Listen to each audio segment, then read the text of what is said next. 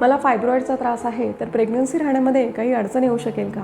किंवा खूप दिवसांपासून मला फायब्रॉईडचा त्रास आहे, परंतु तो मी लपवून ठेवला असल्यामुळं आज त्या फायब्रॉईडची साईज बऱ्यापैकी वाढलेली आहे. अशा वेळेला मला ते फक्त फायब्रॉईड्स रिमूव्ह करता येतील का, मला गर्भाशयच काढून टाकावं लागेल आणि त्यात अद्याप मला प्रेग्नन्सी राहिलेली नाही आहे. तर अशा परिस्थितीमध्ये मला काय डिसिजन घेता येईल? किंवा ते फायब्रॉईड्स जर काढले तर मला प्रेग्नन्सी राहील याची क्षमता माझ्या गर्भाशयामध्ये राहील का? फायब्रॉईड औषधाने बरा होऊ शकतो का? अशा आणि अनेक प्रश्नांनी अनेक पेशंट काळजीत पडलेले असतात. परंतु बी काम, आज आपण या फायब्रॉईड संबंधीच्या अशा अनेक शंकांचं निरसन करणार आहोत. नमस्कार, मी doctor Snehal, Yashoda fertility and वेलनेसमध्ये तुमच्या सर्वांचं पुन्हा एकदा मनपूर्वक स्वागत आहे. इनफर्टिलिटीच्या पेशंट्सना प्रेग्नन्सी राहिल्यानंतर सगळ्यात जास्त आनंद आम्हाला होत असतो. फायब्रॉईड हे प्रेग्नन्सीमध्ये अडथळा आणणारं एक मेजर रिझन आहे. तर फायब्रॉईड असताना प्रेग्नन्सी राहू शकते का? किंवा प्रेग्नन्सी राहिलीच तर काय प्रॉब्लेम फेस करावे लागू शकतात? तुम्ही किंवा तुमच्या जवळचे या प्रॉब्लेमनी त्रस्त असतील तर हा व्हिडिओ तुमच्यासाठी आहे. तेव्हा लाईक, शेअर अँड सबस्क्राईब करायला अजिबात विसरू नका. तर फायब्रॉईड्स म्हणजे काय? फायब्रॉईड्सना मायोमास किंवा लिओमायोमास असं सुद्धा म्हणतात. सगळ्यात पहिल्यांदा सगळ्यांना काळजीत पाडणारी शंका आपण दूर करूया. फायब्रॉईड म्हणजे कॅन्सरची गाठ नव्हे, किंवा फायब्रॉईडचं कॅन्सरमध्ये रूपांतर होण्याची शक्यता अगदी मिनिमल असते. फायब्रॉईड म्हणजे अगदी शेंगदाणा एवढा सुद्धा असू शकतो, किंवा त्याची वाढ इतकी होते की ती आपल्या रिबगेजपर्यंत सुद्धा पोहोचू शकते. आणि एका स्त्रीमध्ये एक ते अनेक फायब्रॉईड्स असू शकतात. बऱ्याचदा फायब्रॉईड्स हे असिम्प्टोमॅटिक असतात. म्हणजे काय की साईज कितीही मोठी झाली तरी काही स्त्रियांमध्ये त्याची कसलीही लक्षणं दिसत नाही. कोणत्या तरी दुसऱ्याच कारणामुळं ते डॉक्टरकडे जातात आणि डॉक्टर स्कॅन करायला लावतात, तेव्हा अचानकपणे आपल्याला फायब्रॉईड्स आहेत असं त्या स्त्रीला समजतं. किंवा काही स्त्रियांमध्ये अगदी छोटंसं फायब्रॉईड असेल ते सुद्धा बरेचसे सिम्पटम्स दाखवू शकतं. त्यामुळं त्याचे सिम्पटम्स हे पर्सन वाईज व्हॅरी होऊ शकतात. आता आपण फायब्रॉईड्सचे टाईप्स बघूया. सगळ्यात कॉमनली सापडणारा फायब्रॉईड म्हणजे इंट्राम्युरल फायब्रॉईड. तो गर्भाशयाच्या मांसपेशींमध्ये डेव्हलप होतो. यातला दुसरा टाईप येतो तो म्हणजे सबसिरोजल फायब्रॉईड. तो गर्भाशयाच्या आउटर लेअरवरती डेव्हलप होतो आणि काही वेळेला तो गर्भाशयापासून आउटग्रो होऊ पाहतो. त्यावेळेला त्याला आपण पेडन्क्युलेटेड फायब्रॉईड असं म्हणतो. आणि यातला तिसरा प्रकार आहे सबम्युकोजल फायब्रॉईड. हा खरं तर गर्भाशयाच्या मांसपेशीमध्ये म्हणजे मायोमेट्रियममध्येच तयार होतो, पण तो नंतर गर्भाशयाच्या आत कॅव्हिटीमध्ये प्रोट्रूड होतो आणि एंडोमेट्रियमची लायनिंग बिघडवतो. त्यामुळं सगळ्यात जास्त पेनफुल, त्रास देणारा, हेवी ब्लिडिंग करणारा फायब्रॉईडचा प्रकार म्हणजे हा सबम्युकोजल फायब्रॉईड. सो व्हॉट कॉजेस दिस फायब्रॉईड्स? खरं तर मॉडर्न सायन्सेसनुसार याचा रिझन अगदी अननोन आहे.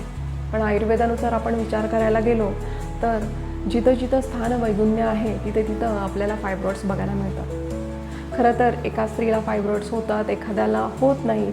त्याचं कारण काय? तर आपण उदाहरणादाखल असं समजूयात की मीनू आणि ऋतू या दोन स्त्रिया आहेत आणि त्यांचं डेली रुटीन अगदी सेम आहे.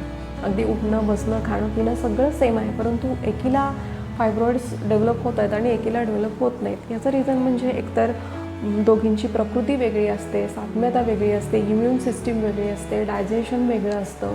ह्या सगळ्या गोष्टींचा एकत्रित परिणाम म्हणून फायब्रॉईडची डेव्हलपमेंट एकामध्ये होते आणि एकामध्ये होत नाही.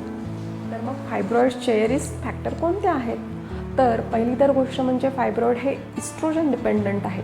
म्हणूनच एखाद्या वेळेस फायब्रॉईड असताना प्रेग्नन्सी राहिलीच तर त्या दरम्यान इस्ट्रोजनची लेवल वाढलेली असते. त्यामुळं फायब्रॉईडची लेवलसुद्धा आपल्याला वाढलेली दिसू शकते.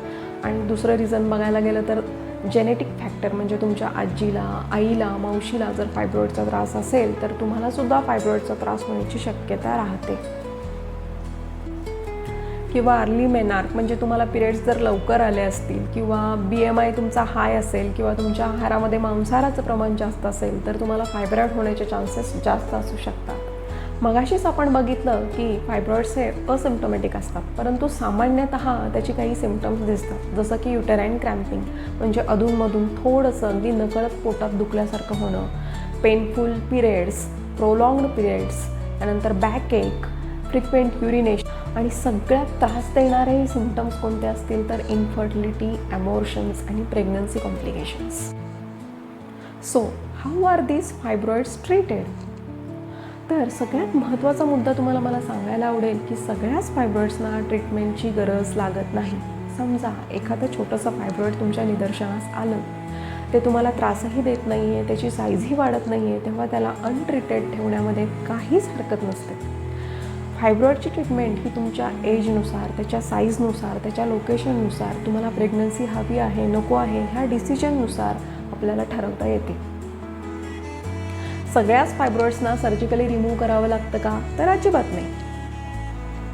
मॉडर्न सायन्सेसनुसार काही औषधांच्या साह्यानं आपण त्या फायब्रॉइडची साईज श्रिंक करू शकतो, पण ते कम्प्लिटली व्हॅनिश होऊ शकत नाही. परंतु आयुर्वेदाच्या साह्यानं विथ एव्हिडन्स आपण ते फायब्रॉइड कम्प्लिटली ट्रीट करू शकतो, त्याची साईज कमी करू शकतो. पण काही केसेसमध्ये सर्जिकल इंटरव्हेन्शन गरजेचं असतं. अशा वेळेला फक्त जेव्हा फायब्रॉइड्स रिमूव्ह केले जातात तेव्हा त्याला मायोमेक्टमी असं म्हणतात. किंवा काही स्पेशल केसेसमध्ये आपल्याला हिस्टेक्टोमीसुद्धा करावी लागते. यामध्ये आपण ॲबडॉमिनली हिस्टेक्टोमी करू शकतो किंवा लॅप्रोस्कोपिकली हिस्टेक्टोमी आपण करू शकतो. यामध्ये काही नॉन इन्व्हॅझिव्ह प्रोसिजर्स म्हणजे पोटावर कोणत्याही प्रकारचा छेद न घेता फायब्रॉइडला डिस्ट्रॉय करता येऊ शकतं. उदाहरणार्थ हाय इंटेन्सिटी फोकस्ड अल्ट्रासाऊंड. यामध्ये काय केलं जातं की या फायब्रॉइडला डिस्ट्रॉय करण्यासाठी स्पेशलाइज्ड साऊंड वेव्स त्या फायब्रॉइडकडे डिरेक्ट केल्या जातात. यातला दुसरा प्रकार म्हणजे युटराईन आर्टरी एम्बोलायझेशन. यामध्ये फायब्रॉइडला ब्लड सप्लाय करणाऱ्या ज्या काही आर्टरीज आहेत त्यामध्ये स्पेशलाइज्ड पार्टिकल्स सोडले जातात आणि तिकडे फायब्रॉइडला जाणारा जो ब्लड सप्लाय आहे तो ब्लॉक केला जातो. आता सगळ्यात शेवटचा आणि महत्त्वाचा मुद्दा म्हणजे कोणते फायब्रॉइड्स तुमच्या इनफर्टिलिटीचे कारण बनतात आणि कसे.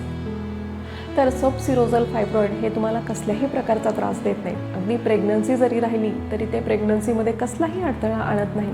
फक्त त्यांची साईज इस्ट्रोजन इफेक्टमुळे वाढू शकते.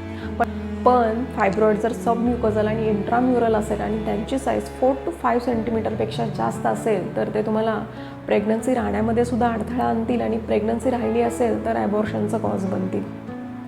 कारण त्यामुळं एंडोमेट्रियमची लायनिंग डिस्टर्ब होते, त्यामुळं प्रॉपर इम्प्लांटेशन होऊ शकत नाही.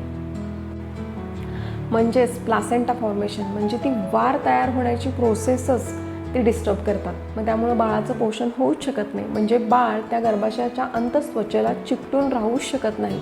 त्यामुळं ॲबॉर्शनचे चान्सेस वाढतात. आणि जाता जाता एक बोनस टीप मला द्यावीशी वाटते की फायब्रॉइड होऊ नयेत किंवा झाले असतील तर त्यांची साईज कमी व्हावी यासाठी तुम्ही डेली रुटीनमध्ये थोडंसं चेंज करू शकता. जसं की एक्सरसाइजला सुरुवात करा. त्यामध्ये सूर्यनमस्कार, त्यानंतर काही आसनं जसं की भुजंगासन, वज्रासन, चक्रासन, धनुरासन, नौकासन यामुळं तुमचा हार्मोनल बॅलन्स साधणार आहे. आणि काही प्राणायाम जसं की अनुलोम विलोम, कपालभाती, भस्त्रिका, भ्रामरी ह्यांसारखे प्राणायाम केल्यानंतरसुद्धा तुमचा हार्मोनल बॅलन्स राहणार आहे. त्यामुळे तुम्हाला फायब्रॉइड होण्याची शक्यता कमीच राहणार आहे. आणि झाले असतील तर त्यांची साईज कमी होण्यामध्ये औषधांसोबत ह्या गोष्टी अत्यंत महत्त्वपूर्ण ठरणार आहेत. थँक्यू.